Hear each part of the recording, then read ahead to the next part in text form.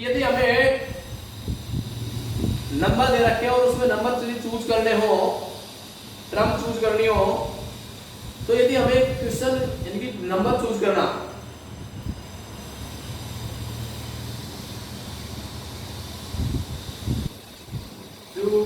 Term of AP, यदि हमारे पास एक टर्म पूछे, नहीं तो तीन टर्म, यदि पहले की तीन टर्म का योग हो या मल्टीप्लाई हो, तो तीन टर्म लेने होगी तो हमें लेंगे कि a minus D, a and a plus D. यदि फोर टर्म चूज करवाना हो तो हम लिखेंगे a minus two D, three D, a minus D, a plus D, a plus three D. Five number यदि चूज करवाए तो फिर हम लिखते हैं कि a माइनस का टू डी, a माइनस का डी, a प्लस का डी और a प्लस टू डी। हमारे सिलेबस में केवल इतना ही पूछेगा, बाकी पूछने वाला है नहीं। क्या लिखेंगे कि यदि केवल तीन नंबर चूज करने हो हमें तो हम लेंगे क्या कि a माइनस डी एक टर्म ले लेंगे, दूसरी टर्म a ले लेंगे और एक तीसरी टर्म a प्लस डी। और तीनों की तीनों कैसी हो जाएंगी, ये एपी की होंगी क्योंकि इनमें डिफरेंस कितने का है, डी का है। ठीक है, इसी प्रकार से यदि चार के लिए बोले तो ये वाले टर्म और पांच के लिए बोले तो ये वाले टर्म। यदि आप कहें कि दो के लिए बोले तो भी आप कर सकते हैं a minus D and a plus D, या a और a प्लस डी को दो के लिए सीधा लिख देते हैं हम कि a और a plus D, a plus D लिखो चाहे a माइनस डी लिखो, वो दोनों कैसी होंगी, एज एपी में ही होंगी दोनों की दोनों टर्म है जो। ठीक है, अब चल देखते हैं हम क्वेश्चन संख्या फर्स्ट। क्या लिखा है एक्सरसाइज फर्स्ट का, find the tenth term of AP. करके देखिए क्या हो रहा है, इस वाले फॉर्मूले को यूज लेंगे। फर्स्ट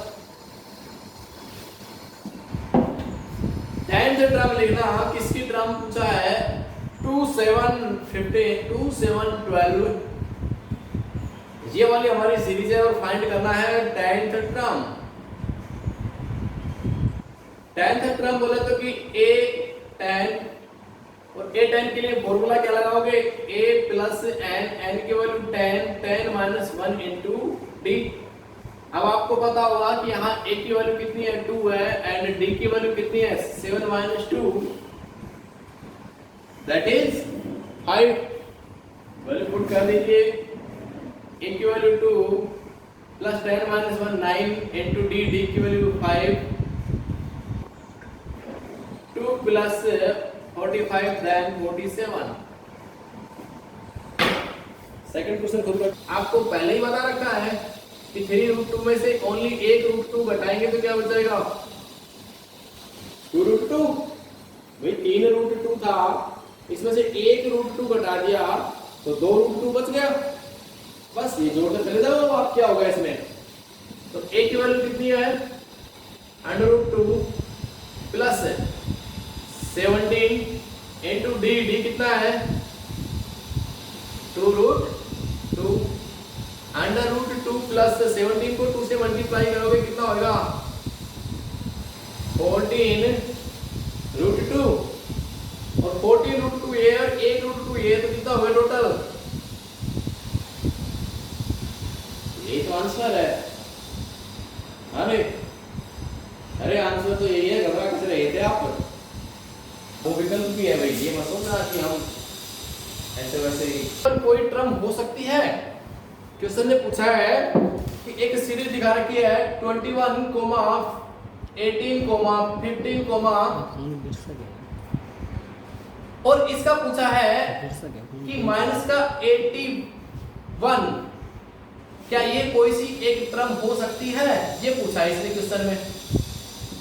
क्या कि माइनस का 81 कोई an है या नहीं है। अब an है या नहीं है उसके लिए क्या करेंगे, an का फॉर्मूला लगा देंगे, और उसमें यदि n की वैल्यू, क्योंकि यहाँ से a भी दे रखा है, d भी दे रखा है, an भी दे रखा है, केवल क्या नहीं दे रखा, n नहीं दे रखा, और यदि n की वैल्यू एक इंटीजर आती है और वो भी पॉजिटिव, तब तो हम कहते हैं कि ये इस सीरीज का एक टर्म ए एन होगा, अदरवाइज कह देंगे कि नहीं होगा। बात समझ गए? करके देखते हैं कि ए एन का हमने फॉर्मूला लगाया कि A plus N minus 1 into D. यहाँ ए एन की वैल्यू 81 माइनस का, ए की वैल्यू 21, एन माइनस 1 हमें गिवन नहीं है, एन की वैल्यू पता नहीं तो एन माइनस 1 कहां से करेंगे। डी का वैल्यू हमें पता है कितना, बोलिए जल्दी से। अरे डी कितना है? माइनस का 30 है क्या या प्लस का 4? जल्दी से बताएं। केवल 3 लिख दूं?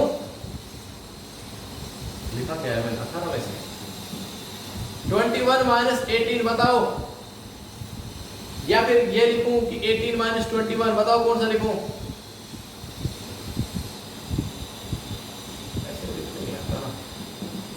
A2 माइनस A1, A2 कितना है 18, A1 कितना है 21, दैट इज ये वाला रिप्ले होगा ना कि ये वाला, क्योंकि ये तो क्या है 21 में से 18 गलत है, वो तो A1 माइनस A2 कर दिया, वो तो D होगा नहीं। तो D की वैल्यू क्या होती है कि A2 माइनस A1, A2 कितना है 18, A1 कितना है 21, बताइए कितना लिखूं? 3 लिखूं या माइनस 3 या प्लस 3, बताओ कौन सा लिखूं? बोलिए, रिप्ले करें। 3 माइनस 3 या प्लस 3, बोलिए क्या लिखूं? रिप्ले नहीं होते ना, बहुत बुरा लगता है, बाद में हटा देंगे इसको, तो छोड़ो। इसको देखते हैं कि माइनस का 81 और माइनस का 21 कितना हुआ?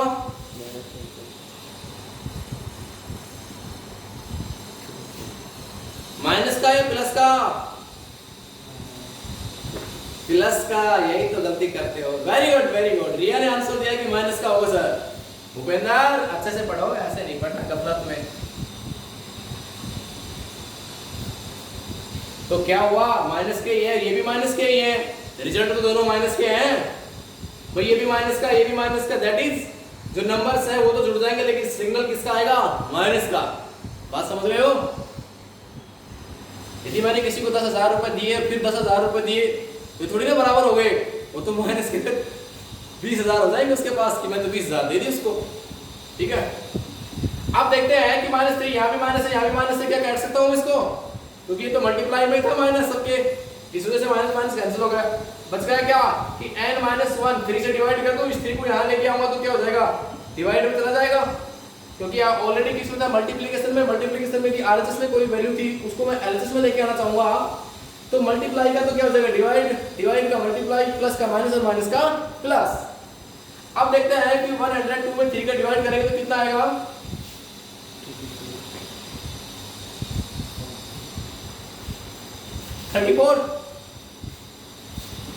34 n माइनस 1 की वैल्यू है, देन n की वैल्यू हमें फाइंड आउट करनी है। n इज इक्वल टू 30, इस 1 को इधर ले आऊंगा, इसको यहीं रहने दो आप चाहे तो। 34 प्लस 1 दैट इज 35। तो इस सीरीज के लिए हम कह देंगे कि माइनस का 81 is 35th term of given AP. ठीक है, कि इस क्वेश्चन के अकॉर्डिंग इस सीरीज की जो माइनस का 81 दिया हुआ था वो होगा हमारा 35th term.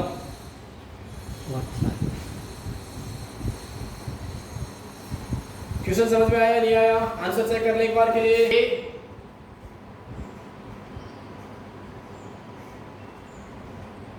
A17 is equal to कितना है? 41। ये दो स्टेटमेंट दिए हुए हैं, फिर दो कंडीशंस दी हुई हैं, हमें क्या निकालना है? Find A40। ठीक है, हमें निकालने हैं इस सीरीज की A40।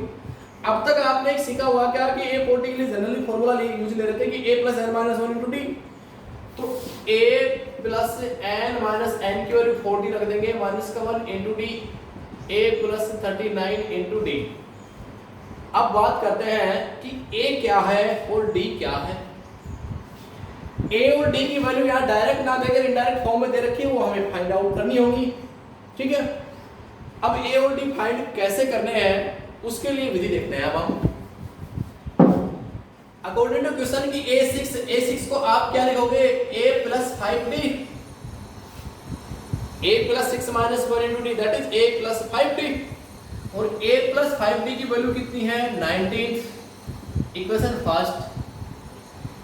सेकंड है a17 और a17 को आप लिखोगे a plus 16d is equal to 41 equation संख्या 2।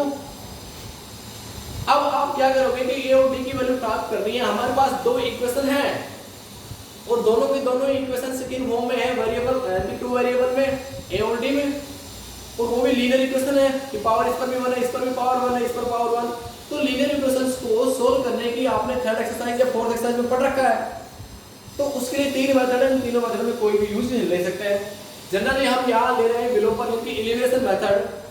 एलिमिनेशन मेथड क्या कहता है कि a को रिप्लेस कर दो या फिर यहाँ से d को रिप्लेस कर दो, इनकी हटा दो, रिमूव कर दो। ठीक है, कैसे करेंगे, लिख देंगे कि सबट्रैक्ट इक्वेशन 1 बाई इक्वेशन 2। क्या कह रहा हूं मैं कि सबट्रैक्ट इक्वेशन 1 को सबट्रैक्ट कर दो बाई इक्वेशन 2 इक्वेशन सेकंड से। ठीक है, अब इक्वेशंस को सोल्व करने की सबट्रैक्ट करने वाली बात आप जानते हैं, एलएचएस पार्ट से एलएचएस पार्ट सबट्रैक्ट होगा और आरएचएस पार्ट से आरएचएस पार्ट सबट्रैक्ट होगा।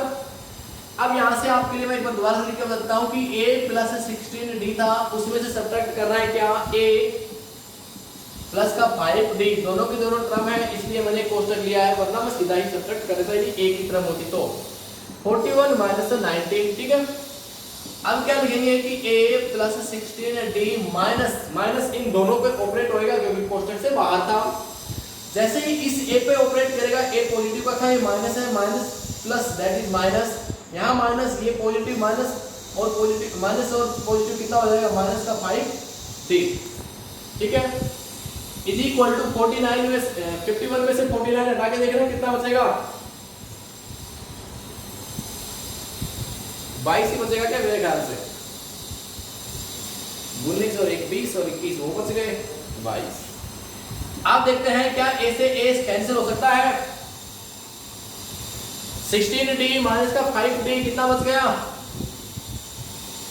11d प्लस का देन d की वैल्यू जैसे ही आप फाइंड आउट करना चाहेंगे तो क्या कर देंगे कि 22 में 11 का भाग दे देंगे। हाँ नहीं दिख रहा है तो आगे नहीं तो टेंशन लेते हो आप। 11d यहां तक का दिखाई दे रहा है कि 11d की value 22 then d 22 divided by 11 कितना आएगा 2 या 2.5।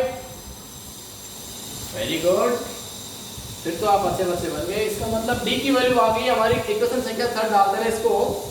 अब हमें और क्या प्राप्त करना था, हमने अभी देखा था कि a40 के लिए a प्लस 39d ऐसा स्टेटमेंट आ रहा था। d की वैल्यू तो हमने फाइंड आउट कर ली, लेकिन बच कौन गया अब a को प्राप्त करने के लिए इक्वेशन 1 और 2 में से किसी एक में भी d की वैल्यू पुट कर दीजिए, वैल्यू आ जाएगी। तो क्या करेंगे कि put the value of d,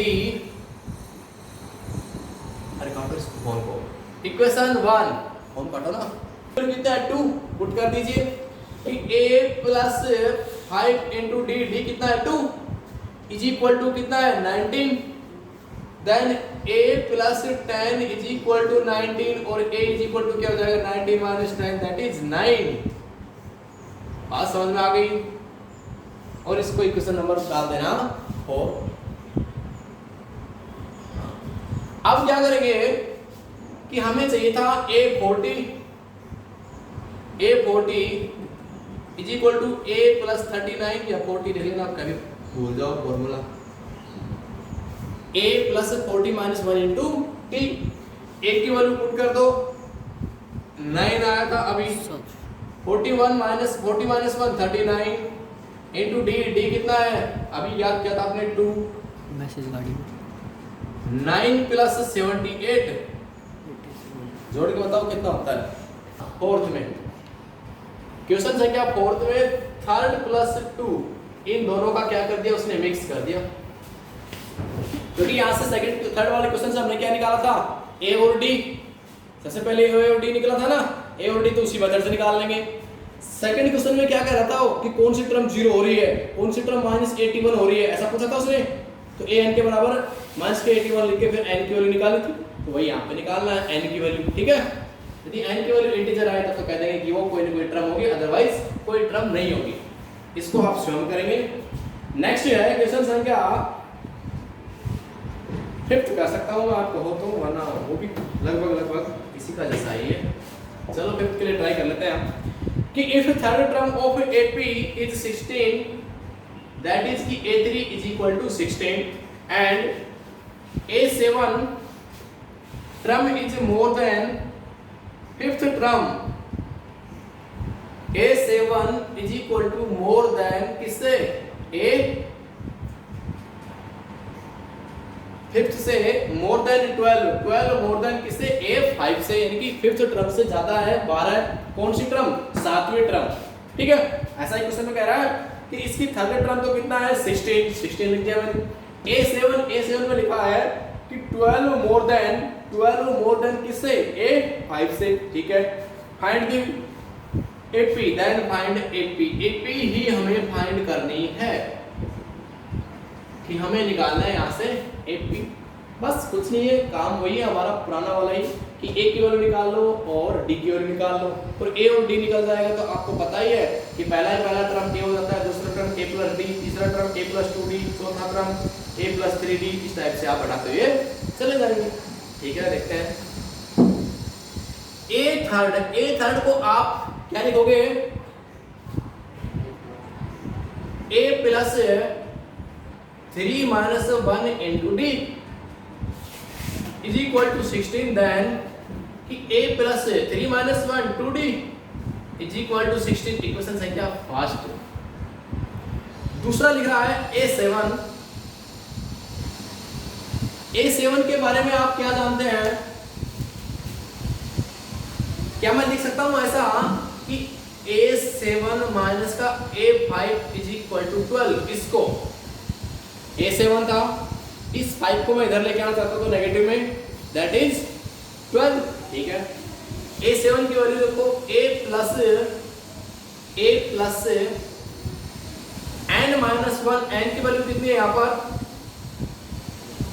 7 minus 1 into D plus नहीं माइनस, सॉरी, और A5 को क्या लिखोगे, A plus 4D, 5 then 5 minus 1 that is 4D is equal to कितना है 12। A प्लस 7 माइनस 1 इनकी 6D माइनस A और माइनस का 4D इज इक्वल टू 12। अब क्या लिखोगे, A से A काट सकते हो, क्या बच गया 6D माइनस का 4D दैट इज 2D, और 2D की वैल्यू कितनी है 12। देन D को क्या लिख दोगे 6। पानी को समझ में आई या नहीं आई कि A7 minus A5 is equal to क्या था 12 अकॉर्डिंग टू क्वेश्चन। हमने A7 की वैल्यू रख दी, A5 की वैल्यू रख दी, क्या होता है A plus 7 minus 1 into D, A plus 5 minus 1 into D, A plus 6D minus A minus 4D, क्योंकि माइनस इससे भी ऑपरेट होएगा, A माइनस A कैंसिल 0 हो जाएगा, 6D माइनस का 4D that is 2D is equal to 12। और जैसे ही D की वैल्यू निकालेंगे तो 12/2 दैट इज 6। इक्वेशन डाल देना है इसको सेकंड। D की वैल्यू आ गई, क्या बच गया A, पुट कर दो फिर से इक्वेशन फर्स्ट में कि put the value of D in equation first.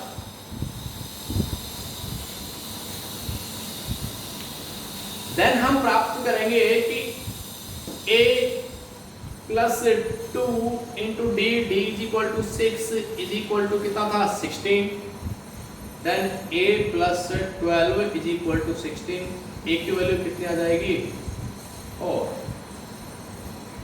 अब आपको पता है कि AP होते क्या है कि A plus D, A plus 2D, A plus 3D so on. Then A की वैल्यू कितना है 4, फिर D की value A plus D 4 plus 6 10 plus 6 16 plus. अब आंसर चेक करें कि यही है क्या। आपके जो सीनियर बैठे हुए हैं यहाँ पर उसने कह दिया है कि सर यही है, मुझे को याद है कंफ्यूजनली। ये नंबर कौन सी है जो 7 से डिविजिबल है, जो कि 3 डिजिट्स की हो?